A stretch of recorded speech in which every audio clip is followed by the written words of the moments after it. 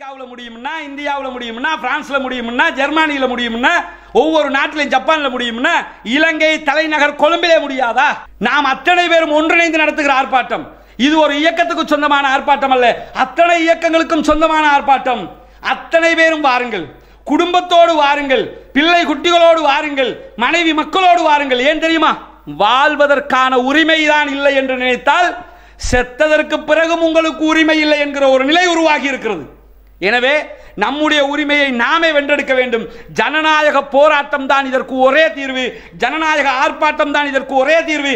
உலமாக்கள், சமூக புத்திஜீவிகள் நாம் அத்தனை பேரும் களமிறங்கி இதற்காக போராட வேண்டாமா? இன்றைக்கு பொதுமக்கள் தயாராக இருக்கிறார்கள். இன்ஷா அல்லாஹ் எதிர்வருகிற 31ஆம் தேதி கொழும்பிலே காலை 11 மணிக்கு ஒரு பாரிய மக்கள் ஆர்ப்பாட்டம் நடக்க இருக்கிறது, ஜனநாயக போராட்டம் நடக்க இருக்கிறது. அடக்குவதற்கு அனுமதி வேண்டும், எரிப்பது நிறுத்தப்பட வேண்டும் என்கிற கோரிக்கை உரத்த சப்தத்தோடு முன்வைக்கப்பட இருக்கிறது. இதற்கு பல ஊர்களில் இருந்தும் பல இடங்களில் இருந்தும் தோழர்கள், மக்கள், பொதுமக்கள், சாதாரண மக்கள், இயக்க வேறுபாடு இல்லாமல், ஜமாத்துக்களின் வேறுபாடுகள் இல்லாமல், ஜாதி மத பேதம் இல்லாமல் முஸ்லிம்களுடைய உரிமை இது, அவர்களுக்குரிய உரிமை சாதாரணம் கிடைக்க வேண்டும் என்பதற்காக வருவதற்கு தயாராகி விட்டார்கள். இன்ஷா அல்லாஹ் அத்தனை பேரும் வரத்தான் போகிறார்கள். 54 அமைப்புகளுக்கு கடிதம் அனுப்பி இருக்கிறோம். மனசாட்சியோடு முடிவெடுங்க. அத்தனை அமைப்புகளும் களம் காண வர வேண்டும். அகில இலங்கை ஜம்மியத்துல் உலமாவுக்கு அனுப்பி இருக்கிறோம், YMMக்கு அனுப்பி இருக்கிறோம், அத்தனை பேருக்கு அனுப்பி இருக்கிறோம். யார் யாரெல்லாம் கொழும்பு மஸ்ஜித் ஃபெடரேஷனுக்கு அனுப்பி இருக்கிறோம். ஸ்ரீலங்காவில் இருக்கிற 54 அமைப்புகளுக்கு அழைப்பிதழ் வழங்கப்பட்டிருக்கிறது. 22க்கு மேற்பட்ட பாராளுமன்ற உறுப்பினர்கள், முன்னாள் பாராளுமன்ற உறுப்பினர் அத்தனை பேருக்கும் உத்தியோகபூர்வமாக அவருடைய இமெயிலுக்கு மெயில் அனுப்பி இருக்கிறோம். தொலைபேசி வாயிலாக அவர்களை வர சொல்லி இருக்கிறோம். பல பேர் வருவதாக வாக்களித்தும் இருக்கிறார்கள். இன்ஷா அல்லாஹ் நம்முடைய முஸ்லிம் பாராளுமன்ற உறுப்பினர்கள் இதிலே கலந்து கொள்ள இருக்கிறார்கள். முஸ்லிம் அமைப்புகள் பல கலந்து கொள்ள இருக்கிறது. அரசியல் ரீதியிலான தலைவர்கள் கலந்து கொள்ள இருக்கிறார்கள். சமூக புத்திஜீவிகள் இதிலே கலந்து கொள்ள இருக்கிறார்கள். இப்படி பல பேரும் இதிலே கலந்து கொள்ள இருக்கிறார்கள்.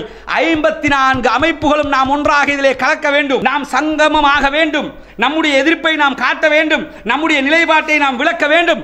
31ஆம் தேதி இதற்கு தீர்வு கிடைக்க வேண்டும், அல்லது அதற்கு முன்பதாகவே இதற்கு தீர்வு கிடைக்க வேண்டும். அடக்குவதற்கு அனுமதி, மனசாட்சியோடு நாம் களமிறங்க வேண்டும். மக்கள் கூட்டம் கூடும், கூடியாக வேண்டும். வியாழக்கிழமை கொழும்பிலே மக்கள் திரள் ஆர்ப்பாட்டம் நடத்தப்படும். நம்முடைய உரிமைக்காக உரத்து குரல் கொடுக்க இருக்கிறோம்.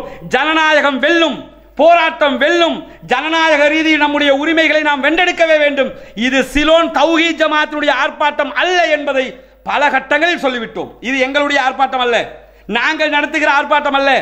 இந்த ஆர்ப்பாட்டத்தை பொறுத்தவரையில் இது முஸ்லிம் கூட்டமைப்பின், முஸ்லிம் அமைப்புகளுடைய கூட்டிணைவு ஆர்ப்பாட்டம்.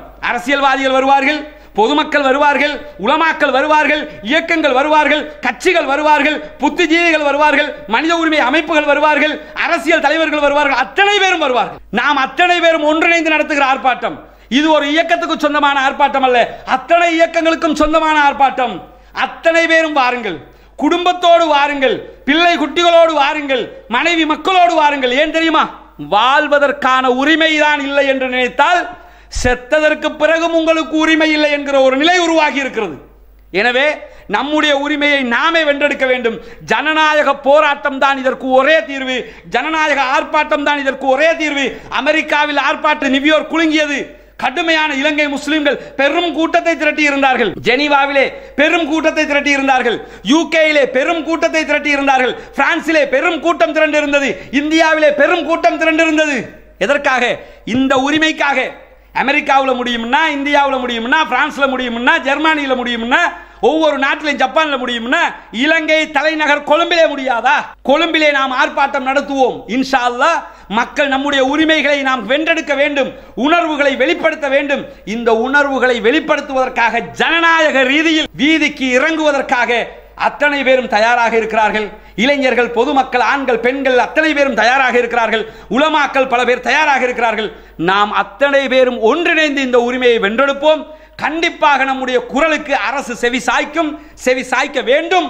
அதற்காகத்தான் இந்த ஆர்ப்பாட்டம் நடத்தப்படுகிறது. அரசின் பார்வையை முஸ்லிம்களின் உரிமையின் பக்கம் திருப்பி, முஸ்லிம்களின் நியாயத்தை அரசுக்கு எடுத்து சொல்லி, உலகம் முழுவதும் நடந்த ஆர்ப்பாட்டம், இலங்கையின் பல பாகங்களில் நடந்த ஆர்ப்பாட்டத்தின் மொத்த குவியலாக, மொத்த முடிவாக இந்த ஆர்ப்பாட்டம் இருக்க வேண்டும் இன்ஷா அல்லாஹ். அதற்காக அத்தனை பேரும் வாருங்கள். மீண்டும் மீண்டும் அழைக்கிறோம். இயக்க வேறுபாடு இல்லாமல், கட்சி வேறுபாடு இல்லாமல், கொள்கை வேறுபாடு இல்லாமல் நாம் அத்தனை பேரும் அடக்குவது மட்டும்தான் எங்களுக்கு தீர்வு, எரிப்பதை நிறுத்துங்கள் என்கிற ஒற்றை கோரிக்கைக்காக ஒற்றை புள்ளியில் ஒன்றிணைவோம் வாருங்கள் என்று உங்கள் அத்தனை பேரையும் அழைத்து முடித்துக் கொள்கிறேன்.